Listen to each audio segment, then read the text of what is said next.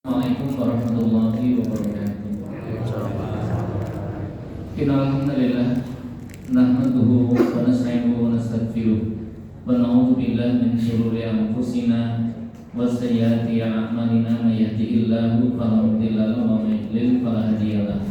Asyhadu an la ilaha illallah wahdahu la syarika lahu wa asyhadu anna Muhammadan abduhu wa rasuluh. Allahumma shalli ala Muhammadin wa ala Muhammad amma ba'du. Bapak-bapak, ibu-ibu, saudara saya, semoga kita bersyukur atas nikmat Allah. Makamah wonten kesempatan ing dalu punika saged menawi majelis menika kanthi sehat salawat dan salam mugi tansah kalipahaken dhateng kita Nabi Muhammad sallallahu alaihi wasallam. Kita lanjutkan setelah peristiwa meninggalnya paman beliau, istri beliau Khadijah, kemudian juga paman beliau, dua orang yang senantiasa memberikan support, dukungan dan kanjeng Nabi kekalihipun situ. Paman beliau senantiasa menahan tiang-tiang Quraisy anggenipun pangsa ganggu napa dene nyakiti Nabi. Niku sing bela inggih menika Abu Thalib. Lajeng Abu Thalib situ. Istri beliau yang senantiasa mendampingi dalam senang dan susah, dalam berbagai persoalan, istri beliau Khadijah selalu tampil menghibur beliau. Tapi beliau pun juga meninggal. Kondisi ngoten niku nantes sinebat Amul Husain. Amul Husain tahun-tahun kesedihan. Kemudian ada kisah besar yang terjadi saat itu, yaitu peristiwa Isra dan Mi'raj. Itu. Nalika kondisi Nabi periode dakwah beliau yang mulai menerobos kesuksesan, karena dia berdakwah dengan orang Yasrib. Pada tahun kenabian itu dia mendapat 6 bibit terbaik dari suku dari orang Yasrib. Jadi tahun haji ke-11 kenabian ini ada mendapatkan bibit-bibit justru dari Yasrib, dari Madinah, di mana ia terjadi ketika mereka menaikkan ibadah haji, maka Rasulullah pun berdakwah. Dan di antara mereka yang mendekat dan mendatangi beliau, yang mengimani beliau ada 6 orang pemuda Yasrib. Semuanya berasal dari suku Khazraj. Ada As'ad bin Zurarah, Auf bin Al-Haris, Rafi' bin Malik, Qutbah bin Amir, Uqbah bin Amir, Jabir bin Abdullah. Mereka adalah, inilah salah satu faktor kenapa penduduk Yasrib itu sampai berhasil memboyongnya itu. Karena salah satu ucapan penduduk ahli Yasrib yang menjadi bahagia, ucapan yang pernah mereka dengar dari sekutu mereka orang Yahudi Madinah. Jadi orang Yahudi sini Madinah wis ngerti bakal ngabarake Nabi akhir zaman, yang Nabi itu akan mengikutinya bersama, mereka akan membunuh sebagian orang Ad dan orang Iram. Ini Nabi akhir zaman itu sudah ditunggu oleh orang Yahudi, dan Yahudi itu kabar ke wong Yasrib bahwa Nabi itu besok akan hijrah ke Madinah. Maka itulah orang-orang Khazraj itu sebagai bibit-bibit kesuksesan yang bakal datang. 6 orang itu kan kemudian pulang. Sebelum diceritakan itu pulang nanti kan dikirim Mus'ab bin Umair. Terus berikutnya 6 itu menjadi 12 pulang lagi, datang ke Madinah, ke Mekah menjadi 70. Itu jumlah mereka. Nah, terjadilah tampak harapan cerah bagi Rasulullah, terjadinya peristiwa Isra Mi'raj. Meskipun Isra Mi'raj ini terdapat perbedaan pendapat, Kapan terjadinya Isra Mi'raj itu? Ya sering kalau kita mendengar Isra Mi'raj itu 27 Rajab. Syekh Roman Barfuri penulis kitab ini Rafiqul Maktum. Ini kan juara satu penulisan Rabithah Alam Islami. Artinya kitab yang disusun berdasarkan hadis-hadis sahih ini. Beliau menyimpulkan pendapat tentang terjadinya Isra Mi'raj itu ada 6. Yang pertama, perintah Isra Mi'raj itu terjadi tahun ketika Allah memuliakan beliau dengan nubuwah. Ini pendapat Imam At-Tabari. Artinya Isra Mi'raj terjadi pada awal tahun kenabian, sejak Nabi mendapat wahyu. Pendapat yang kedua, peristiwa Isra Mi'raj 5 tahun setelah Nabi diutus menjadi Nabi. Setelah beliau diutus menjadi Nabi 5 tahun. Ini pendapatnya Imam An-Nawawi yang dikuatkan Imam Al-Qurtubi. Sedangkan pendapat yang ketiga, Isra Mi'raj itu terjadi pada 27 Rajab tahun 10 kenabian. Ini pendapatnya Al-Alamah Al-Mansur-Furi. Ini yang sampai sekarang mereka kan pendapat ini 27 Rajab tahun 10 kenabian. Pendapat yang keempat, peristiwa Isra Mi'raj itu 16 bulan sebelum Nabi hijrah. Tepatnya pada bulan Ramadan tahun 12 kenabian. Ramadan tahun 12 kenabian. Ini peristiwa Isra Mi'rajnya. Pendapat yang kelima, peristiwa Isra Mi'raj itu terjadi 1 tahun 2 bulan sebelum Nabi hijrah, alias 14 bulan, yaitu Muharram tahun 13 kenabian. Pendapat yang keenam, peristiwa Isra Mi'raj itu 1 tahun sebelum hijrah, tepat Rabiul Awal tahun 13 kenabian. Beliau kemudian mengkritisi pendapat ini berdasarkan dalil. 3 pendapat pertama itu lemah. Sing cerita awal kenabian, sing cerita 5 tahun kenabian, yang cerita 10 kenabian bulan Rajab, itu pendapatnya lemah. Kenapa lemah? Karena sudah diketahui Isra Mi'raj itu terjadi setelah wafatnya Khadijah. Sedangkan Khadijah itu wafat bulan Ramadan tahun 10 kenabian. Jadi pendapat yang menyatakan 20 tahun 7 Rajab tahun 10 kenabian ini pendapat yang sangat lemah. Lho Khadijah wis sedone Ramadan kok Isra Mi'raj terjadi. Karena sudah diyakini bahwa Isra Mi'raj itu terjadi setelah sedane Khadijah. Penelitiannya seperti ini. Kewafatan ini sebelum datangnya wahyu sholat 5 waktu, dan ini tidak ada perselisihan di kalangan para ulama. Jadi sedone Khadijah niku sadere diwajibke sholat 5 waktu. Pada sholat 5 waktu itu diwajibkan dalam peristiwa Isra Mi'raj. Ini jadi pendapat 1, 2, 3 niku lemah. Kemudian pendapat yang 4, 5, 6, 3 pendapat terakhir ini memungkinkan, tapi tidak diketahui mana yang paling kuat. Apakah 16 bulan sebelum Nabi hijrah? Apakah 14 bulan sebelum Nabi hijrah? Apakah 12 bulan sebelum hijrah? 16, 14, 12 bulan sebelum Nabi hijrah. Ini pendapat ini ketemu nalar loh Pak.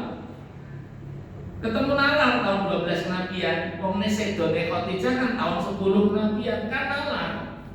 Tapi ini tidak diketahui mana pendapat di antara mereka yang paling kuat. Tidak ada. Tapi hanya saja alur cerita Isra Mi'raj itu menunjukkan terjadi pada tahun-tahun akhir. Tahun-tahun akhir sebelum Nabi hijrah ke Madinah. Memang keri-keri gitu. Dan itu kan makanya pendapat itu para ulama hadis meriwayatkan secara terperinci peristiwa ini dalam berbagai hadis yang bisa diriwayatkan secara ringkas. Kalau kita ambil hadisnya itu yang diriwayatkan Imam Bukhari, yang lebih lengkapnya ya Imam Bukhari itu dari Anas bin Malik. Yang ceritakan Anas bin Malik, Nabi ketika utitu bil buraq wa huwa dabbatul anbiya.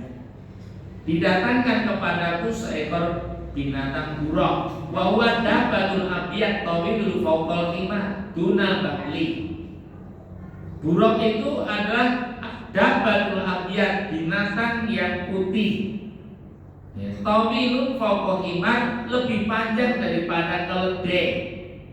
Wadunal bagel bukan bukan bigol. Dunal bukan bigol. Yang doa hafirohu indah muntaha torfi. Binatang buruk itu sekali loncat kakinya sejauh mata memandang. Maksudnya bulat itu mencorote bulat itu sekali lompat itu sak pendeleng sejauh mata memandang. Farakitu hatta ataitu Baitul Maqdis, aku pun menaikinya sampai aku mendatangi Baitul Maqdis. Di mana Baitul Maqdis? Di Yerusalem, di Palestina, di negeri Syam, kalau saat itu namanya Syam. Farabatu bil halqati lati ba'ara yarbitu bil anbiya. Kemudian aku sampai Baitul Maqdis, aku turun dari buraq, aku ikat itu kendaraan di tempat mengikat binatang kendaraan. Kalau saya itu tempat parkir mobil, biar kan parkirnya kan kendaraannya kan kuda ontang, jadi kan cencangan itu tempat parkir.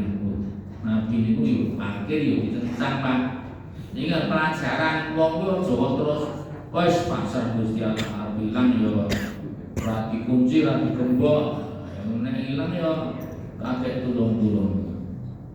Jadi niku Nabi saja nek nyelehke kendaraane nopo dicencang. Bapak-bapak ngoten nyeleh kendaraan kok dikunci. Summa dakhalul masjid, kemudian aku pun masuk ke masjid. Fasolaitu fi rak'atain, maka aku sholat di dalamnya 2 rakaat. Jadi sholat apa? Kalau tangan-tangan ya sebelumnya kita Nabi juga sholat, tapi sholatnya ini ya sholat saja begitu, tapi tidak secara detail itu namanya sholat apa. Sehingga Nabi itu sholatnya 2 rakaat. Dan ini sholat-sholat sebagaimana Nabi-Nabi sebelumnya. Nabi Isa kan juga sholat, Nabi Musa juga sholat. Seperti yang dilakukan Nabi-Nabi itu, artinya secara umum sholat itu aja. Adapun jenenge sholat opo, sing diwaca opo tidak diceritakan, ya kita berhenti dalil. Pokoknya sholat rakaat. Summa qara'tu faja'ani Jibril alaihissalam bi ina'in min khamrin wa ina'in min lahmin. Kemudian aku pun keluar dari masjid, datanglah Jibril kepadaku membawa 1 gelas isi khamr, 1 gelas isi susu.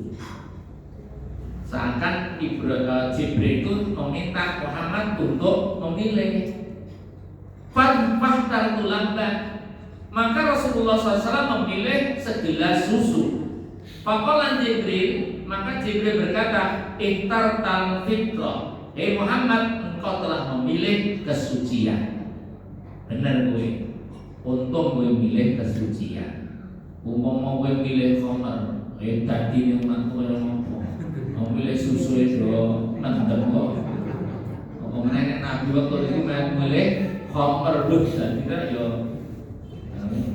diajari membeli susu. Ikhtar fitrah, engkau memilih kesucian. Suma urija bina ila sama'i maktah Jibril.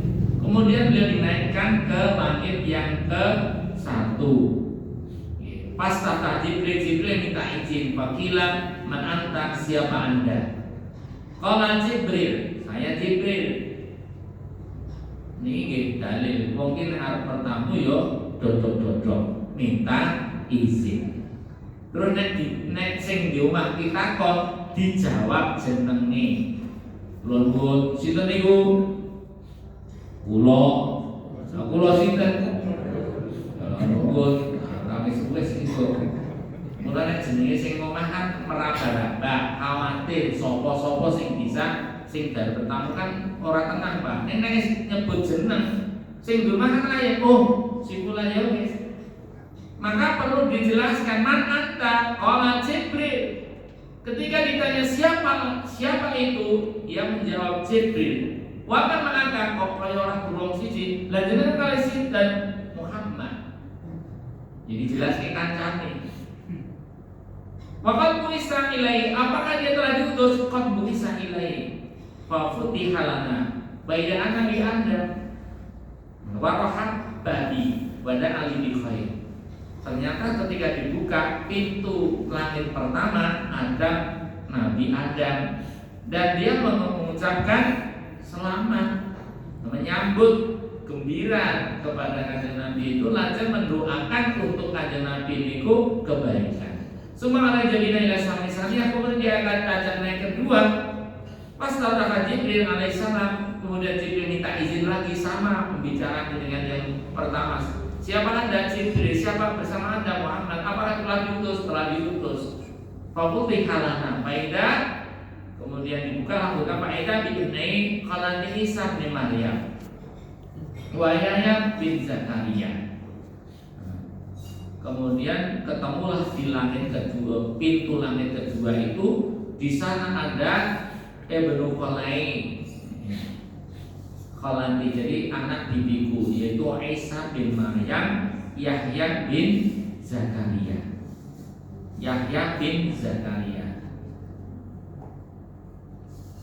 Kemudian farahaba wa da'abli bi khair. Keduanya menyambutku, kemudian mendoakan kebaikan. Kemudian langit ketiga, intinya podo menunggu. Ketemu siapa nomor 3 itu? Ketemu Yusuf. Kemudian sama diajak naik lagi ke langit yang berikutnya, langit yang keempat. Di langit yang keempat, ia akan ketemu dengan Nabi Idris. Jadi ini orang-orang hebat semua, nabi-nabi yang ulul azmi, nabi-nabi yang punya keistimewaan. Adam bapaknya manusia, kemudian Isa bin Maryam, ini adalah nabi yang itu bisa berbicara sejak dalam buayan ibunya. Nabi Musa alaihissalam, Nabi Yahya itu urung lain wis dijenengke Pak. Urung lain wae wis dikabarke. Ya, maka dikatakan bahwasanya saya mengabarkan itu kan ada di surah Al-Imran itu. Iya yang Musa di kalimah baina yadayhi wa nabiyan wa sayyidan min al-mursalin. Jadi dikabarkan bahwa adanya Yahya itu urung lain wis dikabarki, wis dijenengi. Seorang nabi yang namanya, pemberian namanya diberi nama oleh Allah, itu Yahya. Dikabarkan oleh Allah sebelum lahirnya. Kemudian yang kelima, pintu kelima ketemu dengan Nabi Harun. Demikian yang keenam ketemu Nabi Musa. Ketujuh Nabi Ibrahim. Seperti yang ditakkan mengenai kepada ketemu dengan Nabi Ibrahim di langit ke-7. Wa huwa musnidan dhahrahu ilal baitil ma'mur. Ibrahim itu menyandarkan punggungnya di Baitul Ma'mur. Wa idza wa'adul kulla yaumin sab'una alfa malakin la yaquduna ilaihi. Baitul Ma'mur itu rumah yang tempat bersandar Ibrahim itu, masuk ke dalamnya setiap hari 70.000 malaikat dan tidak pernah keluar. Saben sedina 70.000 malaikat lebih tidak keluar. Setiap hari 70 dan tidak ada yang keluar. Itu jumlah yang sangat banyak. Nah, ngono terus tonggone sepiro Baitul Ma'mur tidak bisa dilukiskan besarnya itu. besarnya tidak bisa dikira. Dan kemudian Sumandahab Nabi ila Sidratul Muntaha, kemudian sampai di Sidratul Muntaha. Faidah Sidrah itu kan pohon, tempat pemberhentian itu. Faidah Parbuah Kanandanivia, pohon itu daunnya seperti telinga gajah.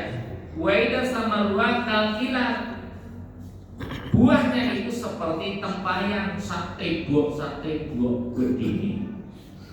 Daunnya sebesar telinga gajah. Kok telinga gajah kok?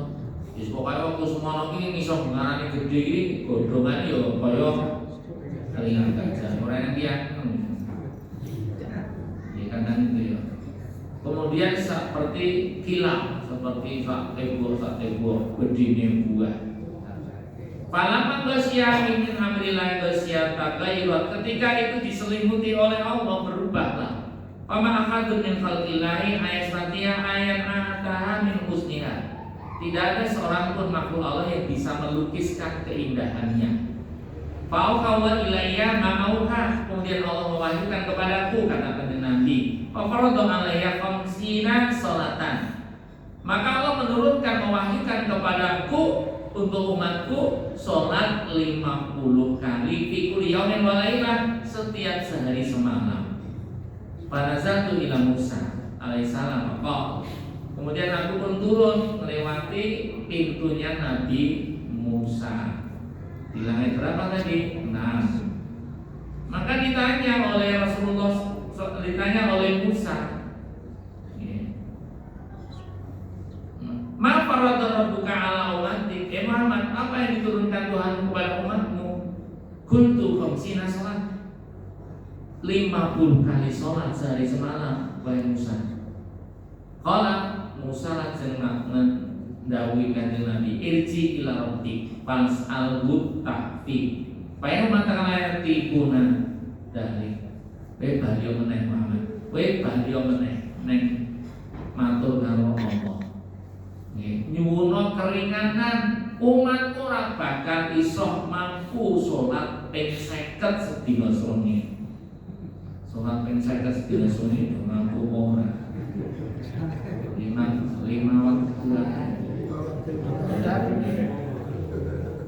Manut. Kemudian Nabi pun ini balai itu, kemudian Farajatu ila rabbi faqul ya rabbi khafif al ummati.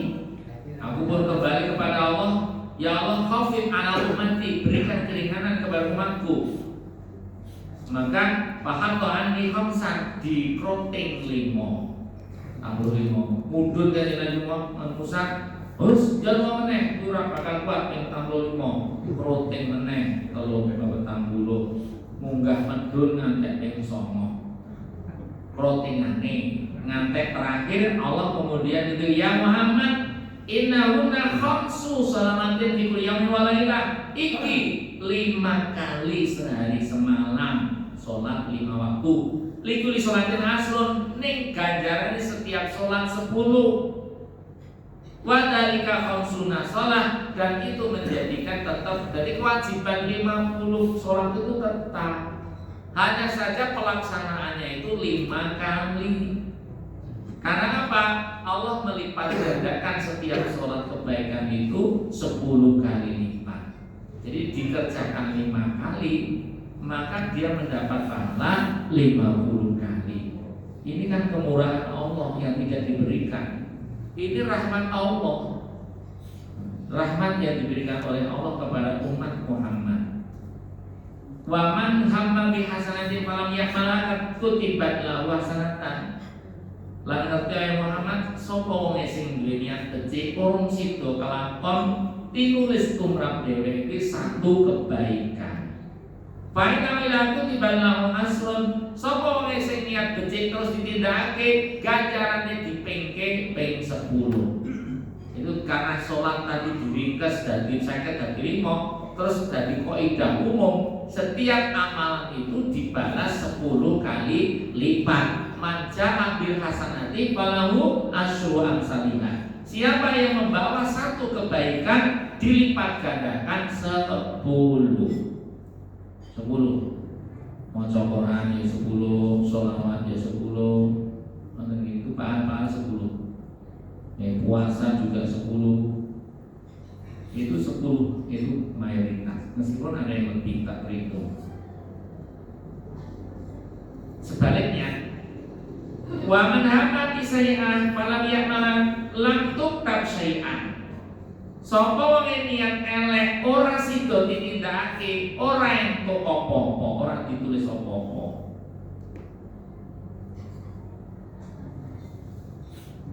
Nenten. Tapi ini juga ada apa? Ada penjelasan nih.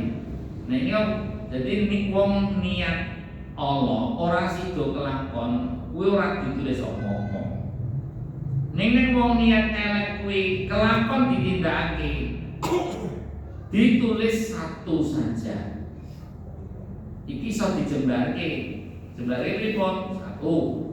Tiang niat becik, niat elek ora ditindakake mergo dheweke niku napa Pak? Dheweke niku bosen, jelek, bukan karena takut kepada Allah. Mau bosen lho Pak. Kalau niatnya kok bunyi anu ya, mentem ya, kesurunan barang pengen aku pas ngantuk laus ora sida ya. Angin iki ora ditulis dosa, ora ditulis ganjaran. Lire ora ditulis ganjaran mergo niate ninggalke kuwi ora mergo Allah. Mergo kuwi mau jelek bosen ngantuk. Ora ditulis siksa mergo tumindake ora kelakon, kurung kelakon. Tapi yang kedua, orang berniat keburukan, ora sida ditindakake ning mergo konangan. Konangan Pak. Jane ya wis toto-toto bengi mabuk, wis ngejak kanca ya wis tuku. Tekane nggone apa? Konangan polisi dibubake. Nek ra sida lah berarti kan wong niat, lo kan eneh yo niat elek ra sida ditindakake ganjaran itu nanti dulu dilihat dulu seperti apa. Nek ra sida niki mergo konangan, nyolong konangan kan layu, hukumnya kan sama Pak. Dia kan sama, wong dia sudah melakukan, sudah mengarah ke sana. Lah nek sing nomor 3 Pak, wong niat Allah ora sida ditindakake mergo napa? Eling dhateng Allah. Nek niku dosa sing bakal ndadekake andhap ana siksa neraka sadar itu. Inilah yang dihitung sebagai pahala.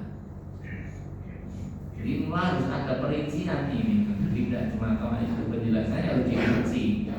Karena podo-podo niat elek orang kelakon kuwi kahanane beda-beda. Nah, gandeng ngono Nabi Musa ki mereka bayo umat perempuan. 5 wis kon bayo. Bali yo 5 kali juga umatku yo ora bakal mampu. Maka Rasulullah SAW qad raja'tu ila rabbi hatta istahyaitu minhu. Wahai Kanjeng Musa, aku wis bola-bali nyuwun keringanan marang Tuhanku. Lan Tuhanku wis netepake terakhir 5. Aku isin nek arep matur meneh. Jadi ini kadang-kadang rasa malu itulah yang menjadikan orang itu menjaga kehormatan daripada meminta-minta. Itu peristiwa hadisnya seperti itu. Nah, makanya Imam Nuqayyim Az-Zawjiyah berkata, menurut riwayat yang sahih, Rasulullah itu Isra Mi'raj niku apa saawake apa gur nyamane? Pertanyaannya. Kuwi saawake ketok blegere ketok donga apa ya kuwi mung rohnya lho kok langsung suni kok tekan apa niku Palestina lho, lebih dari 2.500 km Pak. Mosok Lalu kan tuh pertanyaan, apakah Isra Mi'raj itu jasadnya ataupun rohnya? Maka menurut Ibnu Qayyim al-Jauziyah, pendapat yang sahih, Rasulullah itu diisrakan dengan jasadnya dari Masjidil Haram menuju Baitul Maqdis. Bukti apa? Dengan mengendarai buruk, dan itu ditemani oleh Jibril. Lalu beliau singgah di sana, sholat bersama para nabi. Kui mau nyencang, nego cencangan parkir. Itu semua kan perbuatan-perbuatan yang dikerjakan secara jasmani, jasadi. Kemudian pada malam itu beliau dimi'rajkan dari Baitul Maqdis ke langit dunia. Jibril minta izin dibukakan pintu langit bagi beliau. Di sana beliau melihat Adam, bapak manusia. Beliau mengucapkan salam, dan para nabi itu mengucapkan salam, dan nabi kita menjawab salam dan mengakui kenabiannya. Kemudian Allah juga menampakkan ruh-ruhnya para syuhada di sebelah kanan, dan ruh-ruhnya orang yang celaka di sebelah kiri. Ini itu semua itu menunjukkan bahwa memang beliau itu dengan jasadnya langsung itu dengan jasadnya.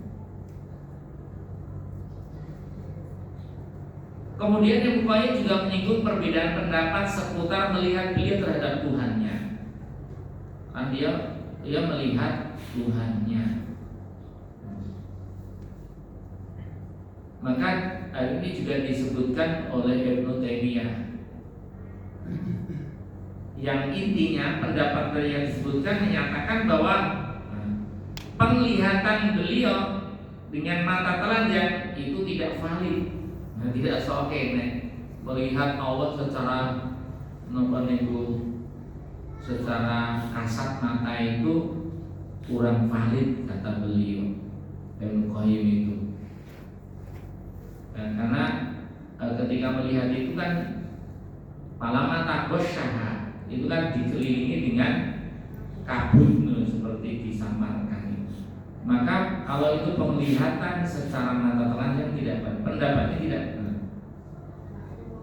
Namun pendapat ini juga tidak pernah diucapkan oleh seorang sahabat pun.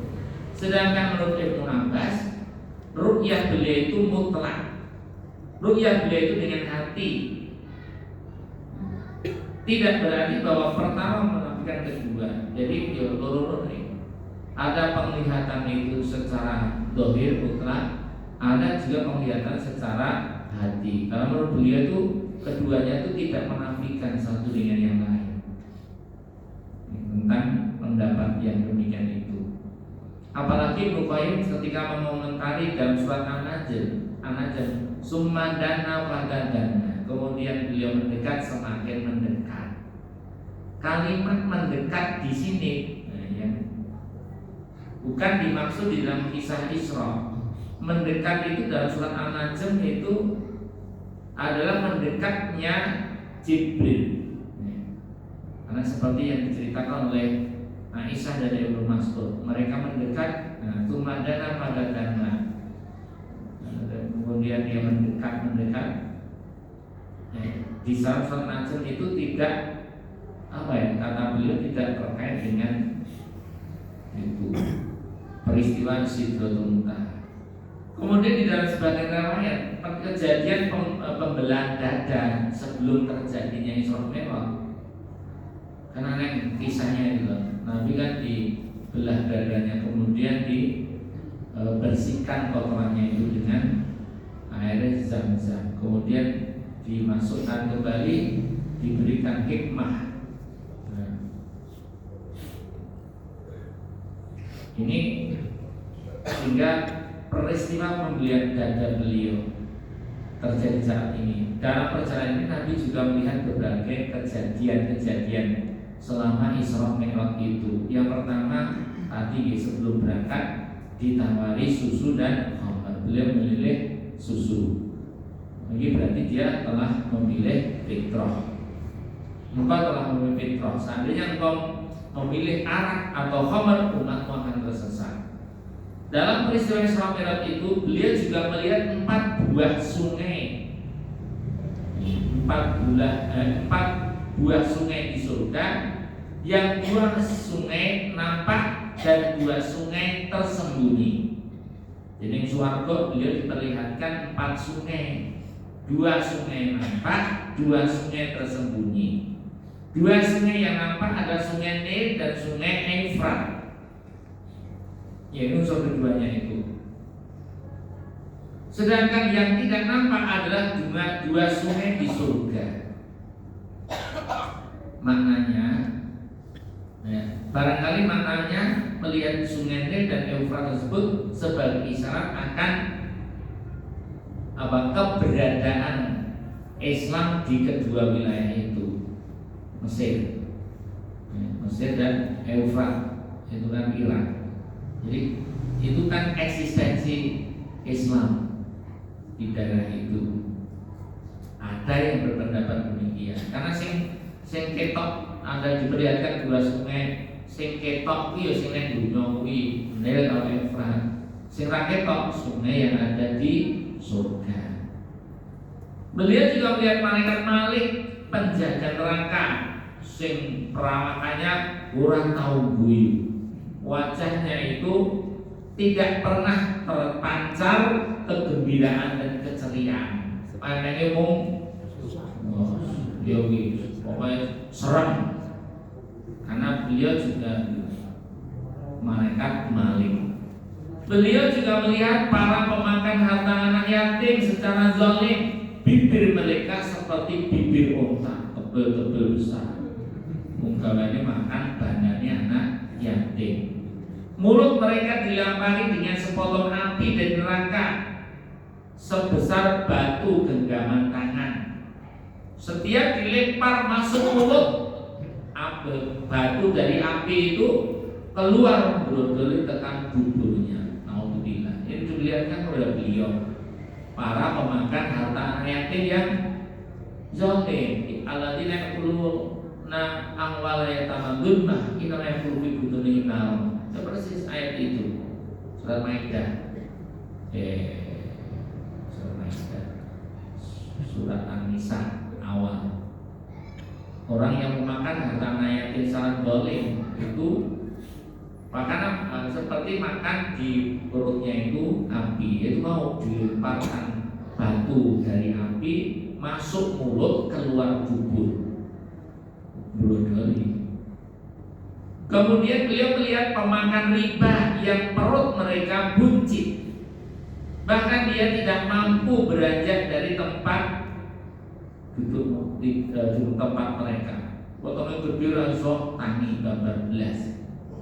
Alladzina yaquluna riba la yaquluna illa kama yaqul ladzi yatakhabbatu min masih minasyaitan. Wong sing makan riba itu tidak akan bisa berdiri kecuali seperti berdirinya orang yang kesurupan setan. Sempoyongan itu gak kuat. Beliau juga melihat para pezina. Di tangan mereka terdapat daging yang gemuk segar, di sampingnya terdapat daging yang bernanah dan busuk. Jadi pezina itu membawa tangan mereka memegang 2 daging. Daging yang satu itu di tangan satu daging yang gemuk segar, daging tangan yang satu itu daging yang bernanah dan busuk. Tapi pezina ini lebih memakan daging yang busuk dan bernanah, meninggalkan daging yang segar dan gemuk tadi. Demikian pula wanita yang suka membawa masuk lelaki asing, maksudnya wanita yang berzina di rumah-rumah mereka, berzina di rumah-rumah mereka. Maka beliau melihat wanita tersebut sedang bergelantungan di payudaranya, diikat. Ngeri kok. Beliau juga melihat rombongan niaga penduduk Mekah sepulangnya dan ketika pergi. Beliau menunjuk kepada mereka perihal onta yang melarikan diri dan meminum air milik mereka. Jadi itu peristiwa Isra itu kan engkau itu bakal kayak dipaidu. Mula Allah sudah mempersiapkan skenario. Dalam perjalanan Nabi itu perlu karo rombongan niaga wong Quraisy Mekah. Dan mereka kebetulan istirahat kelangan unta.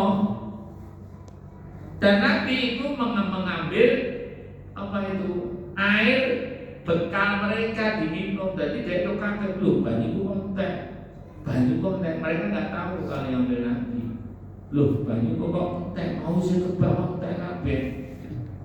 Ini karena engkau terjadi ketika sudah pulang, nanti bisa untuk dalil bukti bahwa perjalanan Nabi itu benar. Kan itu kan dipaidu, mosok semua ikut tekan Palestina. Padahal kan urung pesawat, urung mobil, kok tekan kono. Bahkan air minum itu di wadahnya tetap tertutup rapat sampai tidur, ning isine wis entek. Itu terjadi pada malam Isra Mi'raj itu. Pagi harinya tatkala sudah berada di tengah kaumnya, Rasulullah memberitahu pria tentang peristiwa Isra Mi'raj. Wis wong Quraisy tambah lema itu. Wong sadurunge wis mencaci maki menghina, mereka membuat pendustaan malah menjadi sadis semakin terjadi. Ini Muhammad itu gendeng tenan. Muhammad itu gendeng, akhirnya dia semakin menjadi-jadi dan menyiksa. Bahkan dia sampai menuntut, air pancen bener kowe iki tekan kono, coba gambaran Masjid Al-Aqsa itu yang apa? Gimana numpang butek itu? Coba gambaran Masjid Al-Aqsa itu kayak apa? Kemudian Allah tuh benar menampakkan kepada beliau itu dengan mata telanjang tentang bentuk dari Baitul Maqdis. Kan itu Nabi datang malam hari. Langsung itu dia aja naik ke Sidron. Jadi secara detail kita kan nggak tahu, bahkan Allah menggambarkan, menampakkan bentuk Baitul Maqdis itu. Ciri-cirinya lengkap. Sedikit. Dan ketika itu disampaikan Rasulullah, wong Quraisy ora nek sing bantah. Bener, berarti itu kan orang tenang yuk. Mau saya ceritakan tenang. Terus dia juga melihat Nabi udah ngendika yen kowe ora percaya, coba takonono sesuk nek mulih kafilah kuwi. Rombongan dagang saka negeri Sambui ketika lereng kelangan unta mlayu. Kemapa untane ra nggawa perbekalan air minumnya, apalagi air minum yang ada di sisi mereka itu telah dicuri oleh Nabi dan diambil diminum oleh Nabi. Coba tak kono rombongan kuwi. Piye bener ora den kelangan banyu kuwi. Nah, ketika dia hal ini di rombongan itu datang diceritakan, bener iki aku ya jebres itu kelangan terus delalah banyu kuwi yo. Ujung-ujung entek kok saya tutupane kenceng. Persis yang diceritakan Nabi. Secara akal sehat mungkin untuk bisa menolak itu loh Pak. Tapi apa yang terjadi? Mereka itu jenenge wong kafir tertutup hatinya, semakin menjadi dalam kekufuran mereka. Maka ketika hal itu sampai diperdebatkan ramai, datanglah Abu Bakar. Abu Bakar kalah disindir, oh kancaku gendeng kuwi, begini cerita tekan Baitul Maqdis terus munggah ning langit. Abu Bakar pun bertanya, apa benar seperti itu? Apakah temanku berkata seperti itu? Benar dia ngomong-ngomong. Maka kalau temanku itu benar mengatakan itu, aku itu membenarkan. Aku yang membenarkan dia. Kalau memang beliau mengatakan seperti itu, maka aku orang pertama yang membenarkan. Sejak itulah beliau kemudian dikenal dengan As-Siddiq, orang yang selalu membenarkan beliau SAW. Dan karena dia membenarkan peristiwa Isra Mi'raj itu, Pak. Jadi jeneng Abu Bakar As-Siddiq itu setelah peristiwa Isra Mi'raj. Ini Isra Mi'raj itu. Nah, alasan yang paling ringkas sekaligus paling besar seputar perjalanan ini adalah disebutkan di dalam firman Allah Isra itu linuriyahu min ayatina. Untuk apa kalau Nabi Allah memperjalankan hambanya kepadanya itu linuriyahu min ayatina, agar kami perlihatkan kepadanya itu tanda-tanda kebesaran kami. Dan itu merupakan sunatullah terhadap para nabinya. Jadi disunah ya. Bahkan dalam firman-Nya kepada Musa, Allah pun juga memperlihatkan tanda-tanda kekuasaan itu. Ya. Manakala pengetahuan yang didapatkan para nabi itu langsung bersandarkan pada penglihatan terhadap kebesaran Allah, maka mereka semakin bertambah yakin. Jadi Allah dinampakkan itu dengan mata telanjang. Tujuannya apa?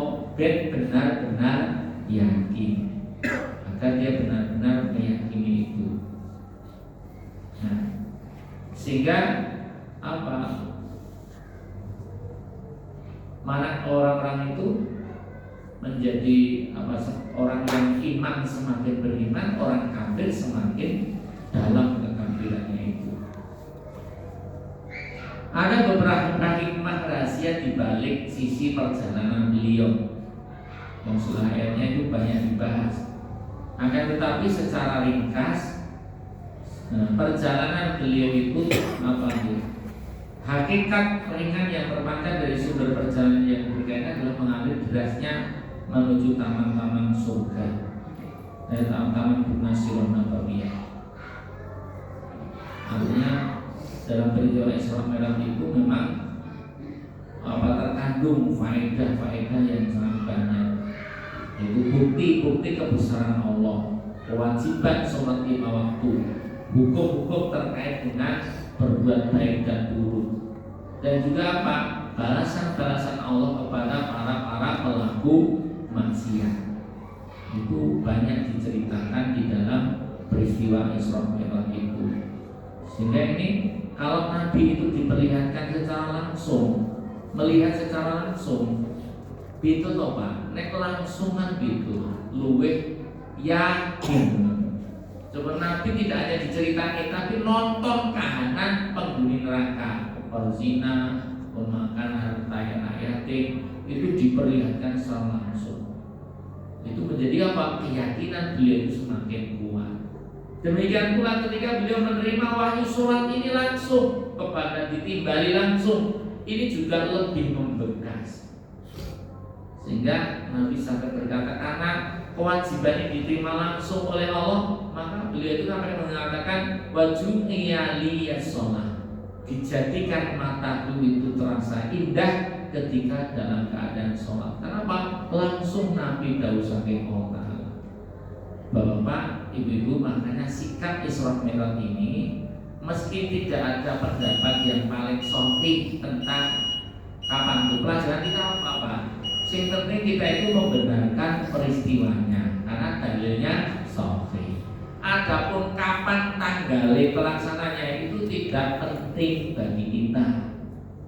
Mungkin dari sekian riwayat kok orang yang ceritakan, barangkali ini memang dikehendaki oleh Allah, karena Allah tidak menghendaki tanggal-tanggal tertentu yang bukan hari raya untuk dijadikan hari raya.